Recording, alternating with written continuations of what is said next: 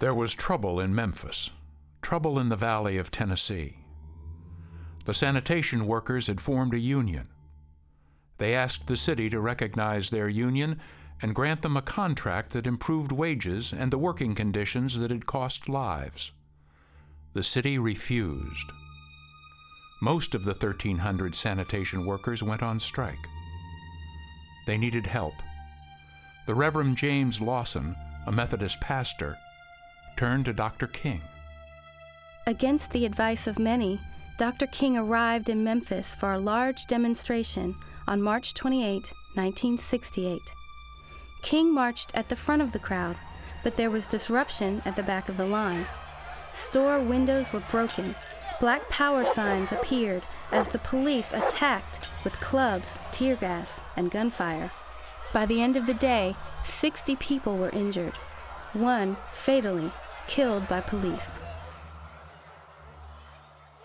The press blamed King, and though there was a price on his head, up to $50,000 by some accounts, he returned for another march as promised. Media reports included the name of the motel where he stayed, even the room number. April 3, 1968, Mason Temple. Dr. King delivers what will be his last sermon.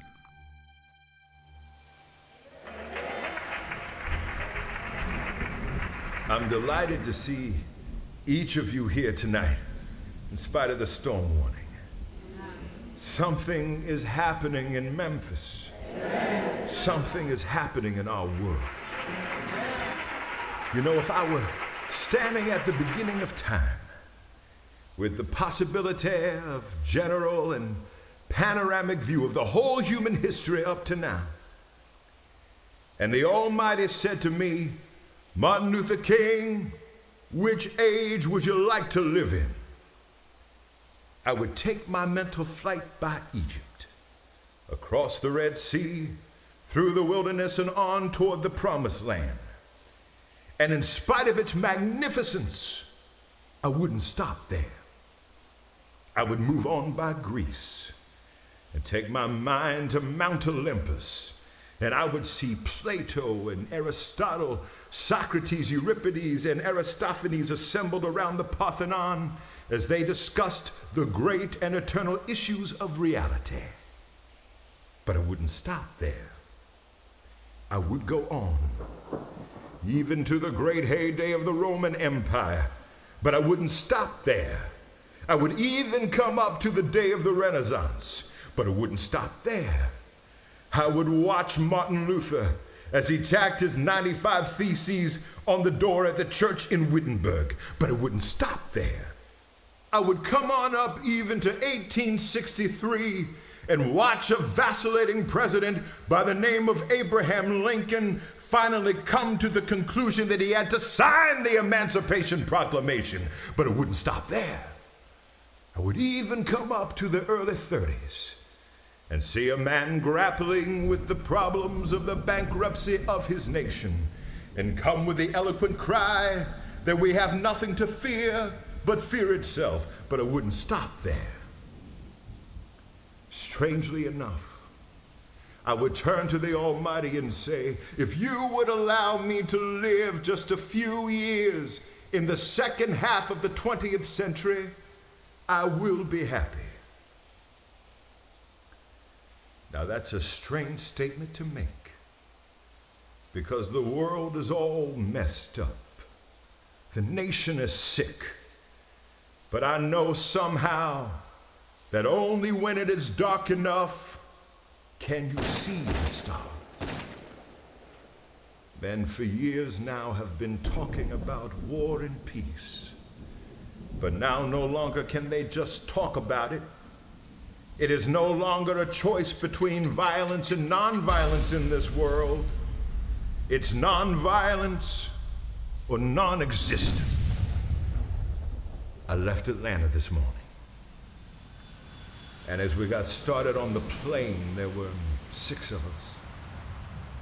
The pilot said over the public address system, "We are sorry for the delay, but we have Dr. Martin Luther King on the plane." And to be sure that all of the bags were checked and to be sure that there would be nothing wrong with the plane, we had to check out everything carefully. And we've had the plane protected and guarded all night. And then I got to Memphis. And some began to say the threats or talk about the threats that were out. What would happen to me? Well, I don't know what will happen now. We've got some difficult days ahead, but it doesn't matter with me now. Do they know about Martin Luther King? Because I've been to the mountaintop. I have some very sad news for all of you. And I don't mind. And that is that Martin Luther King was shot and was killed tonight in Memphis. Like anybody, I would like to live a long life. Longevity has its place, but I'm not concerned about that now. I just want to do God's will. And he's allowed me to go to the mountain, and I've looked over and I've seen the promised land. I may not get there with you, but I want you to know tonight that we as a people will get to the promised land. And I'm happy tonight. I'm not worrying about anything. I'm not fearing any man. Mine eyes have seen the glory of the coming of the Lord.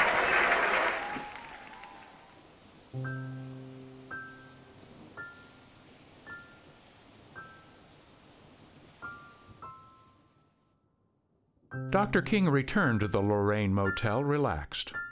He stayed up late working on a sermon and meeting with his brother, who didn't arrive in Memphis until after midnight. King remained in good spirits on April 4. He met with his staff and made dinner plans with friends. Now, standing on the balcony at 6 p.m., he said to a friend in the parking lot below,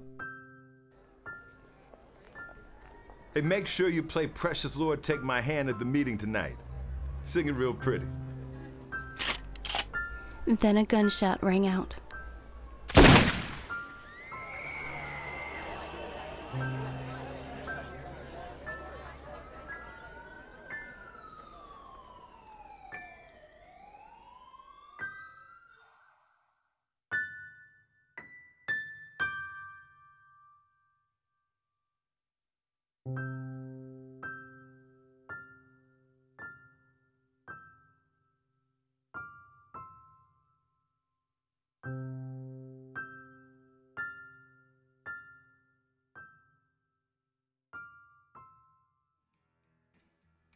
Was a mighty hard climbing, but I'm on my way. Was a mighty hard climbing, Lord, I'm on my way. Was a mighty hard climbing, but I'm on my way. Hey, I'm on my way. Glory, hallelujah, I'm on my way. Well, if you don't go, don't you hinder me, don't you hinder me. Well, if you don't go, can't hear, don't hinder me. Well, if you don't go, don't hinder me. No, I'm on my way. Glory, hallelujah, I'm on my way. Come on, I'm on my way. Up to Canaan land. Come on, I'm on my way. Up to Canaan land. I'm on my way up to Canaan land. Yeah, I'm on my way. Glory, hallelujah, I'm on my way. I'm on my way. Glory, hallelujah, I'm on my way. I'm on my way. Glory, hallelujah, I'm I'm on my way. I'm on my way.